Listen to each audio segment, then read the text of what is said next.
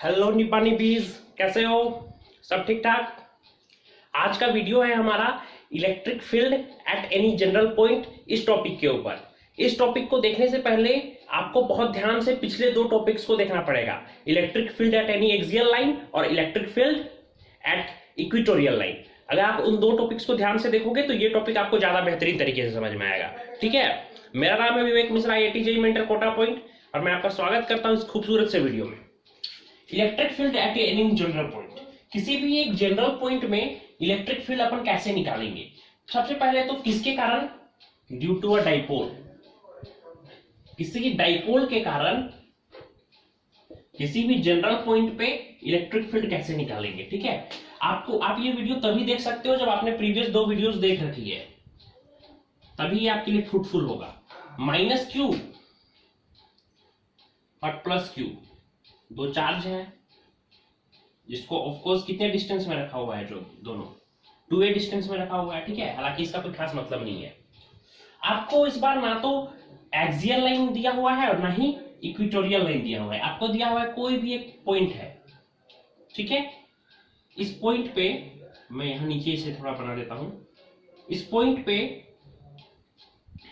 आपको निकालना है जनरल पॉइंट, इलेक्ट्रिक फील्ड, कोई भी एक आर्बिट्री पॉइंट है। ठीक है ना, इस पॉइंट का आप कुछ नाम दे दीजिए, चाहे तो O, A, B, C, D, O, कुछ भी। ठीक है, तो भाई इस पॉइंट पे निकालना है मेरे को। मान लो इस पॉइंट का डिस्टेंस है R, mid point of dipole से। ठीक है ना, सोचो माइनस मिड पॉइंट, इस केस में डाइपोल मोमेंट किधर है? माइनस क्यू से प्लस क्यू की ओर होता है डाइपोल मोमेंट। डाइपोल मोमेंट का डायरेक्शन किधर होगा? इस तरफ होगा। अरे डाइपोल मोमेंट माइनस क्यू से प्लस क्यू ही होता है ना। और मान लो ये एंगल है थीटा, ये गिवन है। ठीक है, तो आप सिंपली क्या करो, इस डाइपोल मोमेंट को, ये डाइपोल मोमेंट P को, अगर नजर नहीं आ रहा है तो मैं फिर से इसे डार्क कर दे रहा हूं। डाइपोल मोमेंट का डायरेक्शन माइनस क्यू से प्लस क्यू की तरफ। इस डाइपोल मोमेंट P को आप दो डायरेक्शन में रिजॉल्व कर दो। ठीक है, एक इस तरफ, एक इसके परपेंडिकुलर। ठीक है, जब इधर रिजॉल्व करोगे तो क्या हो जाएगा? जिधर थीटा है उधर रिजॉल्व करोगे तो क्या हो जाएगा? P cos theta. और अगर इसके परपेंडिकुलर रिजॉल्व करोगे तो क्या हो जाएगा? P sin theta. समझो मेरी बातों को, मैंने जो x एक्सिस और y एक्सिस को रोटेट करा दिया थीटा एंगल। ठीक है, इसे मैं ऐसे रोटेट करा दिया, तो ये क्या हो जाएगा? P cos थीटा, और ये क्या हो जाएगा? P sin theta. ठीक है ना, समझ रहे हैं ना आप मेरी बातों को? अब इस P cos थीटा और P sin थीटा के कारण सेपरेट हम क्या निकालेंगे? इलेक्ट्रिक फील्ड निकालेंगे। P cos थीटा और P sin थीटा के बीच कितने का एंगल है? 90 डिग्री का। ध्यान से देखिए, क्योंकि इसको हम लोग एक्सिस मान लिए हैं ना, x एक्सिस y एक्सिस। तो बताइए, समझ रहे हैं आप लोग मेरी बातों को? हाँ या ना? हाँ। अरे हमने इसे y एक्सिस कंसीडर कर लिया, इसे x एक्सिस कंसीडर कर लिया, और इस P को रिजॉल्व कर दिया। जिधर थीटा होता है उधर cos थीटा, जिधर थीटा नहीं होता उधर sin थीटा। ठीक है, हाँ। तो क्या बोल रहा था मैं कह रहा था कि P sin थीटा और P cos थीटा के कारण सेपरेट हम लोग इलेक्ट्रिक फील्ड निकाल लेंगे, और उसके बाद उनका वेक्टर सम कर देंगे। ठीक है ना, तो चलो निकालते हैं। सबसे पहले P cos थीटा के कारण इलेक्ट्रिक फील्ड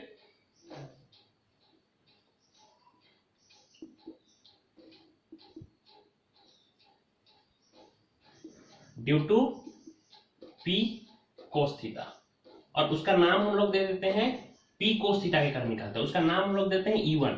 ध्यान से देखो, P cos थीटा किधर है? इस डायरेक्शन में है, और मेरे को कहां पर निकालना है? यहां पर निकालना है। याद करो, जब डाइपोल ऐसे रहता था और यहीं मेरे को निकालना होता था, मतलब इसको क्या बोलते थे? Axial line.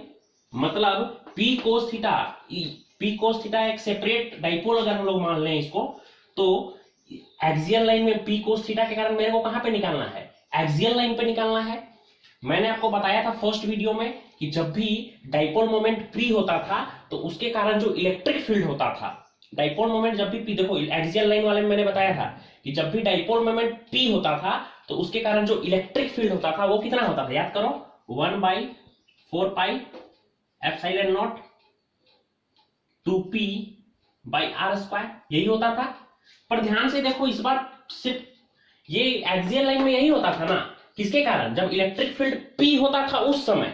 पर इस केस में इलेक्ट्रिक फील्ड नहीं, इलेक्ट्रिक डाइपोल।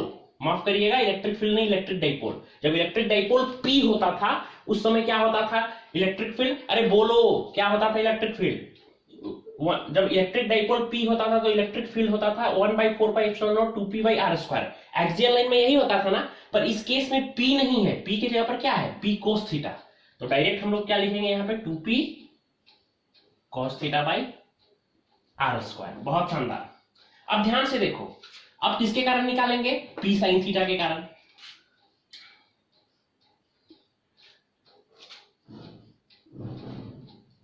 इलेक्ट्रिक फील्ड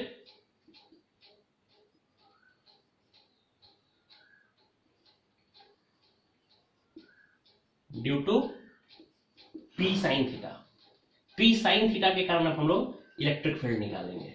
ठीक है, देखो P sin थीटा इस तरफ है और मेरे को इलेक्ट्रिक फील्ड यहाँ पे निकालना है। कितने का एंगल बन रहा है 90 डिग्री, 90 डिग्री का एंगल बन रहा है, मतलब कौन सा लाइन याद करो, इक्विटोरियल लाइन। कौन सा लाइन, इक्विटोरियल लाइन, याद कर लो अच्छे से, इक्विटोरियल लाइन ही है ना। इक्विटोरियल लाइन में क्या होता था इलेक्ट्रिक फील्ड, उसको E2 मान लो। याद करो जब P होता था इलेक्ट्रिक डाइपोल तो इक्विटोरियल लाइन में इलेक्ट्रिक फील्ड का वैल्यू होता था 1/4πε0 p/r², यही होता था ना। पर इस केस में मेरे को P नहीं दिया हुआ है, किसके कारण निकालना है, P sin थीटा के कारण निकालना है। तो यहाँ पे P नहीं लिख के क्या लिखेंगे, P sin थीटा। ठीक है, ये E1 आ गया, E2 आ गया, पर मेरे को तो E नेट निकालना है, तो मेरे को देखना पड़ेगा E1 और E2 में कितना एंगल है। तो पहले बताओ, इसके कारण P cos थीटा के कारण इलेक्ट्रिक फील्ड का डायरेक्शन किधर होगा, इधर होगा। जिन बच्चों ने पहला और दूसरा वीडियो ध्यान से देखा होगा उनको ही ये क्लियर होगा। E1 का डायरेक्शन ये होगा, ठीक है, उसी लाइन में इस तरफ होता है। अच्छा, E2 का डायरेक्शन किधर होगा, इक्विटोरियल लाइन के कारण किधर होता था, ऑपोजिट डायरेक्शन में, मतलब इस तरफ होगा E2 का डायरेक्शन, होगा ना। ये E1 का डायरेक्शन और ये हो गया आपका E2 का डायरेक्शन। तो आप बताइए E1 और E2 के बीच कितने का एंगल बन रहा है, 90 डिग्री का बन रहा है ना। तो अगर मेरे को E नेट निकालना हो, इन दोनों के बीच में कहीं पर E नेट होगा, तो अगर मेरे को E नेट निकालना है तो E नेट का क्या फॉर्मूला होता है, पता है कि नहीं आप लोगों को, अंडर रूट, क्या होता है E नेट का फॉर्मूला, अरे वेक्टर सम कैसे करते हैं, E1 का स्क्वायर प्लस E2 का square plus 2E1 E2 cos theta. But इस केस में थीटा कितना है, 90 डिग्री है, इस केस में थीटा 90 डिग्री है, तो cos 90 0 हो जाएगा। तो E नेट को हम लोग डायरेक्टली बोल सकते हैं चाहे तो अंडर रूट E1 का स्क्वायर प्लस E2 का स्क्वायर। अब एक एक करके E1 और E2 का वैल्यू यहां पर पुट करेंगे।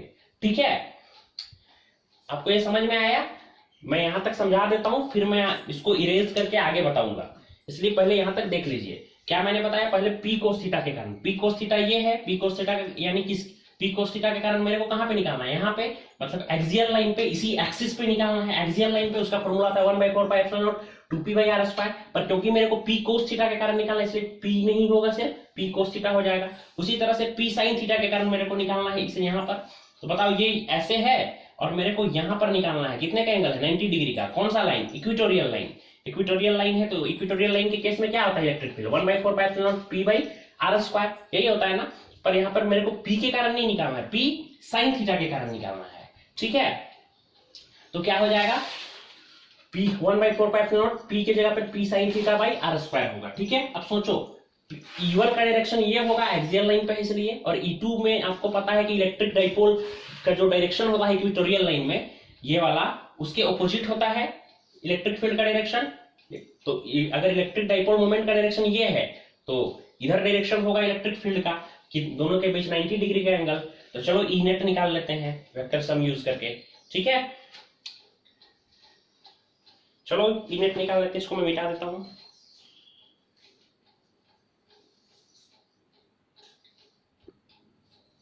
यहां पर जो थोड़ा सा जगह बचा हुआ है इसको यूटिलाइज कर लेते हैं। चलो सोचो जरा खुद से, क्या हम ऐसे नहीं बोल सकते हैं कि E net is equal to under root E1 का स्क्वायर, मतलब कितने का स्क्वायर 1/4πε0 को मैं सिर्फ K लिख दे रहा हूं अभी, K into 2p cos theta by R square, E1 तो वही है ना का होल स्क्वायर, प्लस E2 का स्क्वायर मतलब कितने का स्क्वायर, 1/4 पाई एप्सिलॉन नॉट के जगह पर मैं बस लिख दे रहा हूं के, क्या हो जाएगा K P sine theta by R square पूरे का होल स्क्वायर। अब इसको बहुत स्मार्टली बहुत वाइजली निकालिए। सोचो यहाँ के का स्क्वायर, यहाँ भी के का स्क्वायर, कॉमन ले लिए, रूट से बाहर आएगा के, यहाँ 2 का स्क्वायर, यहाँ 2 का स्क्वायर नहीं है, कुछ बाहर नहीं आएगा, यहाँ p का स्क्वायर, यहाँ भी p का स्क्वायर, रूट के बाहर आएगा, कॉमन ले लिए, रूट के बाहर आएगा p, यहाँ आर स्क्वायर का स्क्वायर, यहाँ भी आर स्क्वायर का स्क्वायर, बाहर आएगा आर स्क्वायर, यहाँ पे बच क्या गया 2 cos थीटा का होल स्क्वायर, और यहाँ पे बच गया साइन थीटा का होल स्क्वायर, यहाँ पर बच गया 2 cos थीटा का होल स्क्वायर प्लस यहाँ पर बच गया साइन थीटा का होल स्क्वायर। सोचो जरा खुद से। चलो इसको अब आगे सॉल्व कर देते हैं। शायद ये अब आप हो सकता है इधर वाला आप मिटा लो, ज्यादा बेटर होगा आपके लिए, क्योंकि अब ये यहां तक आपने लिख लिया है ऐसा मैं उम्मीद करता हूं। अब मैं सब कुछ मिटा दे रहा हूं, ठीक है। अगर नहीं लिखा होगा तो पॉज करके पीछे जाइए, वीडियो में पॉज करिए, लिखिए, उसके बाद ही आप कॉपी पेन लेकर ही बैठा करो तुम लोग, ठीक है। तो बताओ ई नेट का वैल्यू कितना हो जाएगा, E net is equal to under root, सोचो क्या होगा, KP by R square, 2 cos theta का होल स्क्वायर क्या होता है, हो जाएगा E net KP by R square under root 2 का स्क्वायर 4 cos square theta, sine theta का स्क्वायर क्या हो जाएगा, साइन स्क्वायर थीटा। तो बताओ ई नेट का वैल्यू क्या होगा, KP by R square under root 4 cos square theta plus sine square theta को तोड़ना आपके लिए अगर मुश्किल है, मुश्किल क्या है, 4 कोस स्क्वायर थीटा, क्या साइन स्क्वायर थीटा को नहीं लिख सकते हैं 1 माइनस कोस स्क्वायर थीटा। तो जरा खुद से सोचो प्यारे बच्चों, 4 कोस स्क्वायर थीटा में कोस स्क्वायर थीटा गया तो क्या बच जाएगा, 3 कोस स्क्वायर थीटा बच जाएगा। तो क्या आएगा, KP by R square 3 cos square theta plus 1, ये हो जाएगा आपका आंसर ई नेट का वैल्यू। ध्यान से देखिए, ये क्वेश्चन बहुत बार पूछा जाता है, ये बोर्ड्स का फेवरेट क्वेश्चन है। 1/4 pi epsilon naught P under root 3 cos square theta plus 1 upon R का स्क्वायर। जल्दी से लिख लो, ये बोर्ड्स का फेवरेट क्वेश्चन है। अगर आप लोगों को समझ में आया या नहीं आया कमेंट करके बताना। इसके बाद हम लोग देखते हैं इसका डायरेक्शन। जल्दी से इसको लिखो। तो बच्चा लोग, चलो हम लोग जरा बात कर लेते हैं डायरेक्शन के बारे में कि डायरेक्शन किधर होगा ई नेट का। इलेक्ट्रिक फील्ड वेक्टर क्वांटिटी है, तो E1 और E2 के कारण जो इलेक्ट्रिक फील्ड होगा, नेट इलेक्ट्रिक फील्ड होगा, उसका डायरेक्शन, उसका मैग्नीट्यूड तो हमने निकाल लिया, पर अब मेरे को उसका डायरेक्शन भी चाहिए। उसका डायरेक्शन कैसे निकालेंगे, मान लो ये एंगल है, कुछ भी बोलो, थीटा, थीटा नहीं अल्फा, अल्फा मान लेते हैं, ठीक है। आपको पता है ना डायरेक्शन का फॉर्मूला क्या होता है, tan alpha is equal to, क्या होता है formula, E2 cos theta upon E1 plus E2 cos theta नहीं, E2 sin theta upon E1 plus E2 cos theta, यही होता है। याद होगा आपको। बताओ E1 और E2 के बीच एंगल कितना है, 90 डिग्री। तो tan अल्फा क्या हो जाएगा, E2 थीटा 90 है तो E2 इंटू साइन 91 अपॉन, अब कुछ बच्चे बोलेंगे सर हमको तो E1 और E2 के बीच का डायरेक्शन पता ही है, ये है, तो फिर क्यों निकाल रहे हैं, क्योंकि आपने वेक्टर ठीक से पढ़ नहीं रखा है। ये है बोलना सफिशिएंट नहीं ना है, एग्जाम में आप ये है नहीं ना लिख सकते हैं। आपको बताना पड़ेगा कि नेट ई नेट जो है वो E1 से इतने एंगल पर है, इतने, ठीक है ना, अल्फा एंगल पर है, वो उस अल्फा का जो भी वैल्यू है 30 डिग्री 40 डिग्री वो आपको बताना पड़ेगा, वो होता है करेक्ट डायरेक्शन। ऐसे हम लोग नहीं बोल सकते हैं, हमको मैथमेटिकली उसको बताना पड़ेगा। E1 बताओ cos 90 का वैल्यू 0, तो उसको लिखना 0 इंटू कुछ भी 0, तो tan अल्फा क्या हो जाएगा E2/E1, तो alpha is equal to tan inverse E2/E1 है ना। क्या आप E2/E1 का वैल्यू पुट करके देखना चाहोगे क्या?